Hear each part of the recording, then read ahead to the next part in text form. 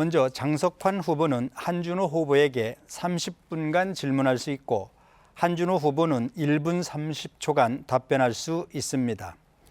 다시 장석환 후보가 한준호 후보에게 30분간 보충 질문을 진행한 뒤 한준호 후보에게 다시 1분 30초의 답변 시간을 드리겠습니다.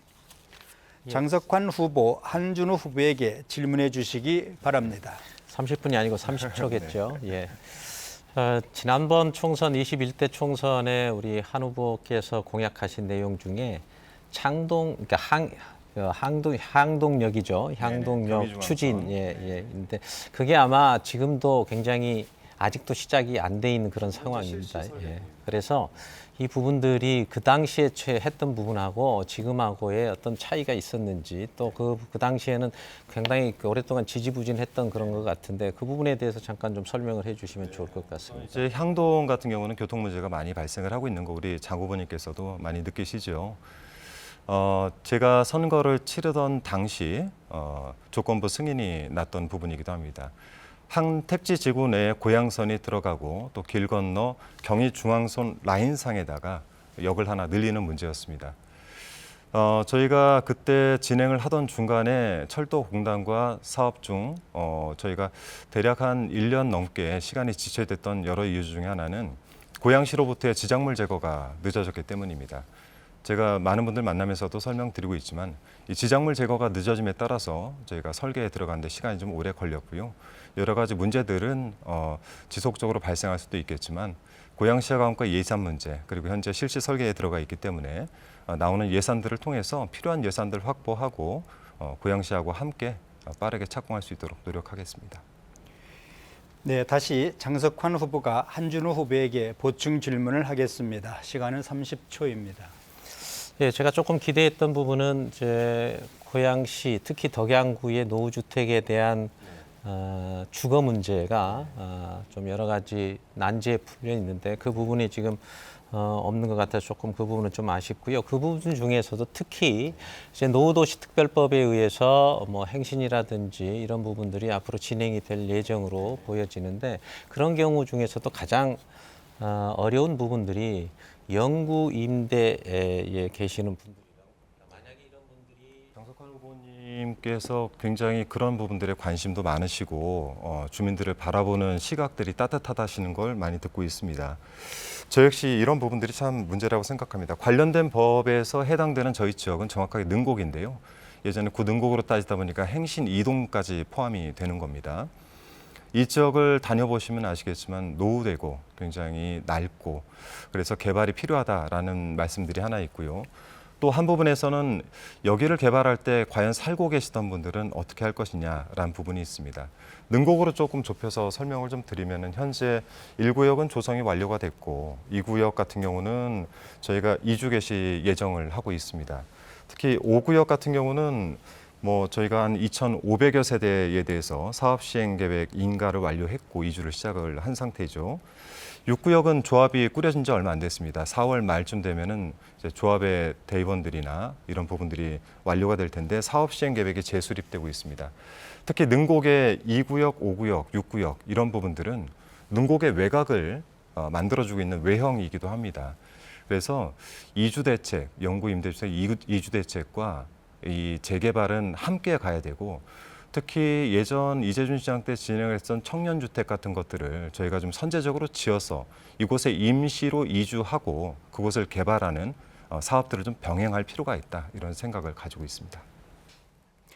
네, 한준호 후보 수고하셨습니다.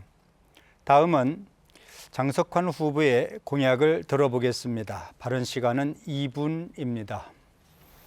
예, 저희 공약은 한마디로 말씀드리면 실크로드 덕양이라고 하는 저희 캐치프레이즈로 대신하겠습니다. 잠깐 보충 설명을 하기 위해서 제가 그림을 좀 가지고 왔는데 첫 번째 실크로드 덕양이라고 하는 제가 이름을 지었는데 첫 번째가 실크입니다. 실크의 주 포인트는 우리가 잘 아시다시피 저희 고양시 을은 북한산에서부터 시작하는 창릉천이 한강까지 연결되어 있습니다. 이 창릉천과 함께 덕양의 발전을 모색하겠다 이런 취지고요. 이 부분은 신도시 위쪽에 창릉 호수공원 그리고 고양항, 서울항이 지금 추진되고 있는데 고양항을 추진을 하고 그리고 옆에 레이크 파크 즉 물순환을 통해서 한강물을 이용한 여러 가지 워터파크를 개발하는 거죠. 그래서 물순환 도시, 물의 도시로 만드는 게 첫 번째고요. 두 번째는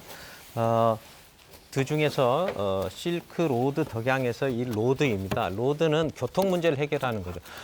버스라든지 철도 이런 것뿐만이 아니고 제가 생각하고 있는 로드의 핵심은 강변북로의 지하화입니다. 지하화를 통해서 하는 것 중에서는 스마트 대심도 터널이라고 해서 유수시설, 즉 홍수 방지 재해 시설뿐만이 아니고 그 지하화를 통해서 덕양에서부터 마포까지 정도, 여의도까지를 한 20분 이내에 단축할 수 있도록. 그래서 제 캐치프레이즈가 1시간 더 주무세요. 집에서 가족들과 보낼 수 있는 시간이 필요하다라고 하는 것을 말씀드리고요.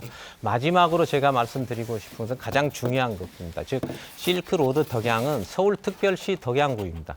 즉 서울시로 편입을 시켜서 덕양의 삶의 질을 그리고 서울시가 가지고 있는 여러 가지 혜택들을 같이 공유하고 누리는 형태의 서울특별시로 즉 서울 편입에 대한 부분을 통해서 덕양구의 삶의 질을 높이겠다. 네, 잘 들었습니다. 마찬가지로 개별 질문과 답변, 보충 질문과 답변 이어가겠습니다.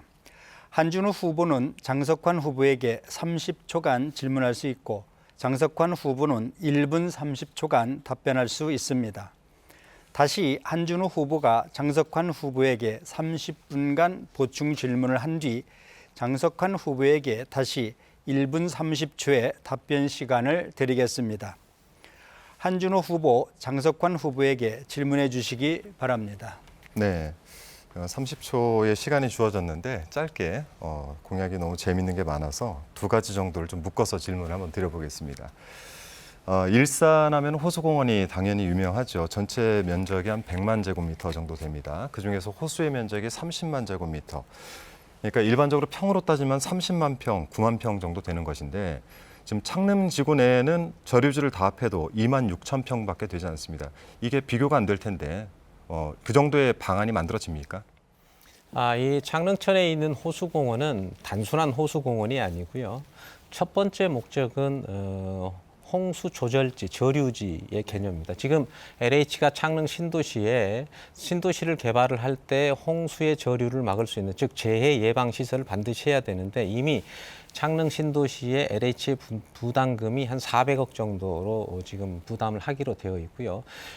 그러면은 기존에 있는 호수 공원을 만들 수 있을 정도 규모는 되지만 그거보다 조금 더 크게 지금 홍수 조절을 할 수 있는 기능과 그리고 생태 관광을 할 수 있고 또 일산 호수 공원 정도의 규모까지는 아닐지라도 그 정도의 버금가는 정도의 기능을 가질 수 있는 호수 공원을 조성을 하는 것입니다.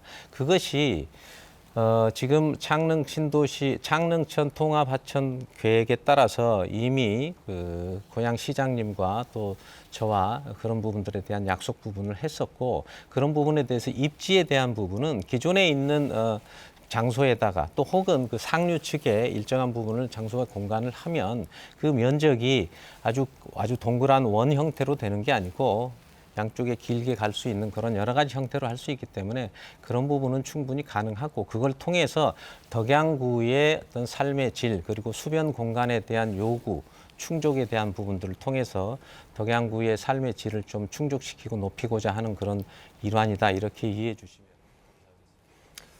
네, 다시 한준호 후보가 장석환 후보에게 보충 질문을 하겠습니다. 시간은 30초입니다. 네, 관련된 좋은 답변 감사합니다만 우선 이제 전체적인 크기 때문에 제가 이야기를 좀 드린 거고요. 서울 편입 문제에 대해서 이제 말씀을 해주셔서 저희가 특별시 소관의 자치구가 되게 된다면은 보통교부세, 조정교부금, 지방세, 세목 변화 등으로 인해서 계산을 하면 대략적으로 1조 정도의 예산이 빠지게 됩니다. 이 부분에 대한 것과 그리고 3기 신도시를 진행할 수 있을지 그리고 그에 따른 재원으로 하는 고양선이 이루어질 수 있을지에 대한 답변을 좀 부탁드리겠습니다. 예, 서울 편입을 그렇게 어렵게 생각하시는 경향이 있는데 서울 편입은 그렇게 어려운 것이 아닙니다. 즉 서울 편입은 단순하게 행정구역 조정이라고 이해해 주시면 좋을 것 같고요. 과거에 잘 아시다시피 고양군의 면적이라고 하는 것이 서울에 있는 은평이라든지 마포의 일부 이런 부분들까지가 고양군이었다가 서울시의 확장 계획에 따라서 최종적으로 1973년도에 지금 현재 있는 구파발까지가 서울이 확장이 되어 있었습니다. 따라서 그 당시에 더 확장이 될 계획을 가지고 있기 때문에 02번 서울 지역 번호를 쓰고 있는 지역들이 많지 않습니까? 예를 들면 덕은, 향동, 삼송, 지축, 효자 이런 부분들은 그렇게 있기 때문에 그런 부분들까지를 고려한다면 과거에 그런 계획들을 넓혀 있는 그런 계획들을 그대로 실행하는 것이고 저도 지금 살고 있는 지역이 오금동입니다. 오금동에 살고 있지만 행정동은 삼송동에 살고 있습니다. 그런 것처럼 단순하게 행정개혁 구역에 대한 개편이다 이렇게 보시고 대신 그걸 통해서 서울이 가지고 있는 당장의 교통 문제, 지하철 3호선 문제라든지 광역버스가 시내버스 된다든지 이런 부분들이고 이 자체로 그대로 들어가기 때문에 만약에 그렇게 된다면 덕양구는 하나의 자치단체구가 되는 것이죠. 그렇게 하기 때문에 그것이 어렵고 그런 부분들까지 그렇게 많은 부분들을 고려할 부분이 아니고 단순히 주민들의 편의를 위해서 해야 될 필요가 있다.